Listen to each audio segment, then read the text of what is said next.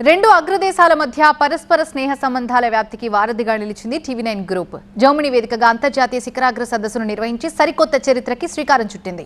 A road map for sustainable growth అనే థీమ్తో జర్మనీలోని స్టుట్గార్ట్ నగరంలో జరిగిన సమ్మిట్లో తొలి రోజు రాజకీయ, వ్యాపార, క్రీడా రంగాలకు చెందిన ప్రముఖులు పాల్గొన్నారు.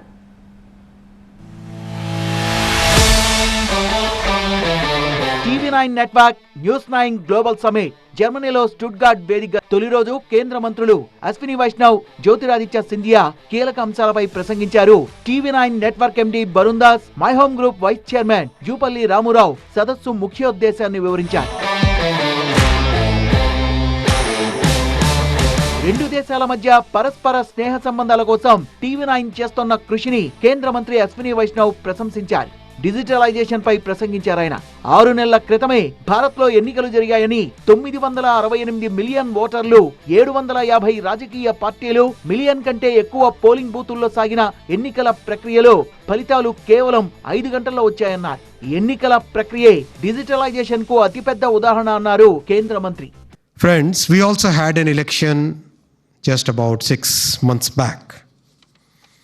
This election, if you look at the numbers, we had 968 million voters, 968 million, 750 political parties, and more than 1 million polling booths. And believe you me, the pace of digitalization, the way we have digitalized the entire election, on 4th June, the election results were out in just about 5 hours. News 9 global summit కు ఆతిథ్యమిచ్చిన జర్మనీకి ధన్యవాదాలు తెలిపారు TV9 network MD Barun Das. ఒక media సంస్థ ఇలాంటి అంతర్జాతీయ సదస్సు నిర్వహించడం ఇదే తొలిసారన్నారు. రవీంద్రనాథ్ ఠాగూర్ అంటే జర్మనీ ప్రజలకు ఎంతో ఇష్టమని, ఠాగూర్ జన్మించిన ప్రాంతం నుంచి ఇక్కడికి రావడం అదృష్టంగా భావిస్తున్నానని చెప్పారు Barun Das. Thank you, Germany, for inviting TV9 Network, the largest news network of the largest democracy of the world, to Stuttgart, the wonderful city of precision and perfection.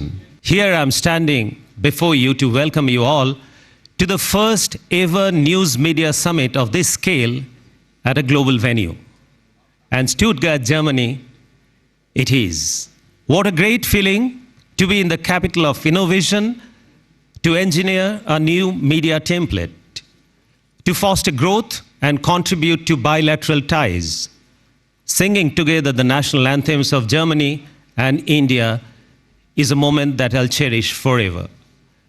Bharat, Germany మధ్య బంధం బలోపేతానికి టీవీ9 నెట్వర్క్ చేస్తున్న కృషిని కొనియాడారు కేంద్ర మంత్రి జ్యోతిరాదిత్య సింధియా. ఒక మీడియా సంస్థ తొలిసారి అంతర్జాతీయ సదస్సును నిర్వహించడం అభినందనీయమన్నారు. ఇండియాలో తనలాంటి యువ పారిశ్రామికవేత్తలకు అనుకూలమైన వాతావరణం ఉందన్నారు My Home Group vice chairman Jupally Rama Rao. India's entrepreneurial revolution అనే అంశంపై ప్రసంగించిన రామారావు, నేటి భారత్ వ్యవస్థాపక శక్తితో సందడిగా ఉందని, దేశం నలుమూలల నుంచి సంపద వెల్లువెత్తుతోందన్నారు. తన తండ్రి doctor Jupally Rameshwar Rao homeopathy doctor గా కెరీర్ ప్రారంభించి పారిశ్రామిక రంగంలో ఉన్నత శిఖరాలకు ఎదిగిన వైనాన్ని సమ్మిట్ లో ప్రస్తావించారు My Home Group vice chairman Jupally Rama Rao. పారిశ్రామిక రంగంలో సాంకేతికత మరింత పెరగాల్సిన అవసరం ఉందన్నారు. When my father, Dr. Rameshwar Jupalli, started his career, he dabbled in medicine to begin with. It was an obvious thing to do for a homeopathic doctor, but his heart lay in entrepreneurship. He wanted to create businesses, create employment, and create wealth for himself and also his investors. రెండు దేశాల మధ్య ద్వైపాక్షిక వాణిజ్యం గురించి జర్మనీలో భారత రాయబారి అజిత్ వినాయక్ గుప్తే ఈ సదస్సులో మాట్లాడారు. జర్మనీ కంపెనీలు భారత్ లో $20 బిలియన్ పెట్టుబడి పెట్టిన విషయాన్ని గుర్తు చేస్తూ 2030 నాటికి తమ టర్నోవర్ను 4 రెట్లు విస్తరించాలని యోచిస్తున్నామన్నారు.